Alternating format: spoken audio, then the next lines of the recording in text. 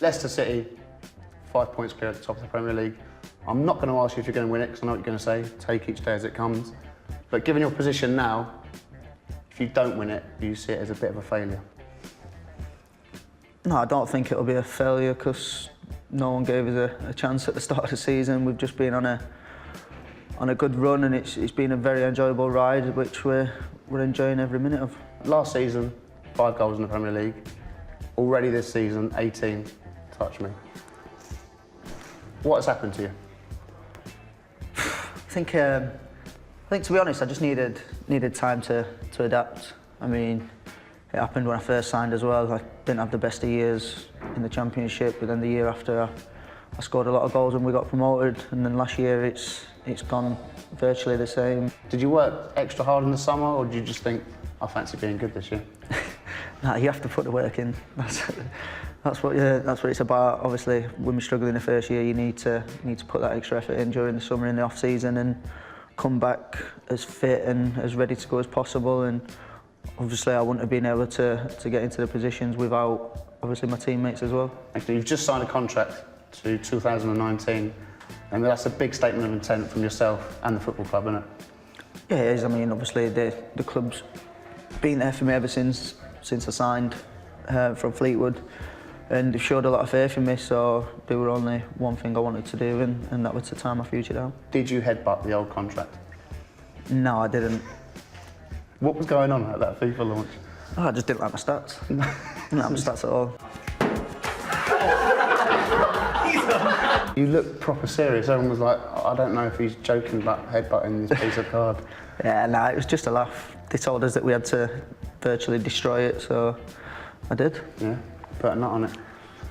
Best way. Decent. Mate, you broke the record, Ruud van Nistelrooy's record, 11 and 11. I mean, that's incredible. What was your best goal throughout that run? I think probably the West Brom away, because I'd had a few opportunities earlier on and the keepers pulled some saves off and it weren't really going my way. It was a great move by the team and the finish was brilliant, and obviously the West Brom fan in the corner trying to give me a load of abuse and get into me on the pitch, so I just had to stop and celebrate in front of him. Dedicated it to him. Yeah, definitely. Is it fair to say, when you equalled the record, you didn't really work on your speech?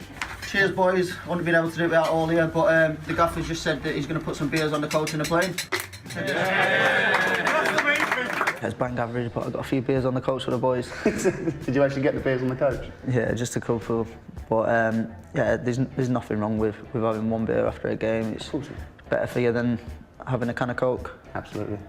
Playing non-league for Fleetwood, did you honestly believe 4 years on you'd be breaking records in the Premier League and playing for England? Nah, not at all. It's a strange one, because when I first signed for Fleetwood, I just got a phone call basically saying that I was signing for him. I didn't really know too much about him, so in the space of a few hours I had to do my research, and 3 hours later I was up there signing a contract with him to play full-time football, which was obviously what I've always dreamt about, and luckily it went well and the season finished, and I just basically got told off the chairman and manager, thanks for everything you've done this season, but you won't be with us after summer. You're right. Really, but I mean, that's just amazing, isn't it? It's stuff of what dreams are made of. Yeah, it is. I mean, I quit my job at work. Obviously, I was working full-time just to concentrate on football, so I was just going to concentrate and just have my football wage coming in, which weren't a lot, and luckily 3 days later I signed full-time at Fleetwood, so it all worked in the right way, and like you said, it's gone on to bigger and better things. Has your game changed much from playing non-league to an international now?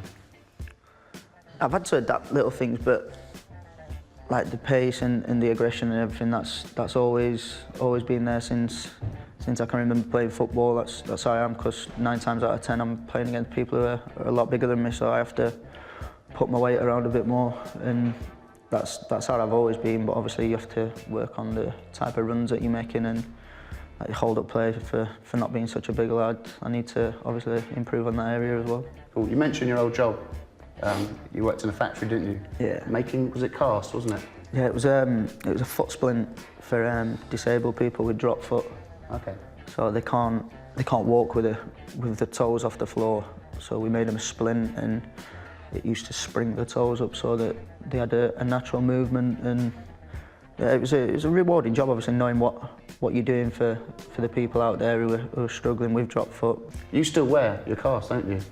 Each game. Why? Because I've got 3 fractures in my wrist. Still? Yeah, they're not healed as we thought they might have.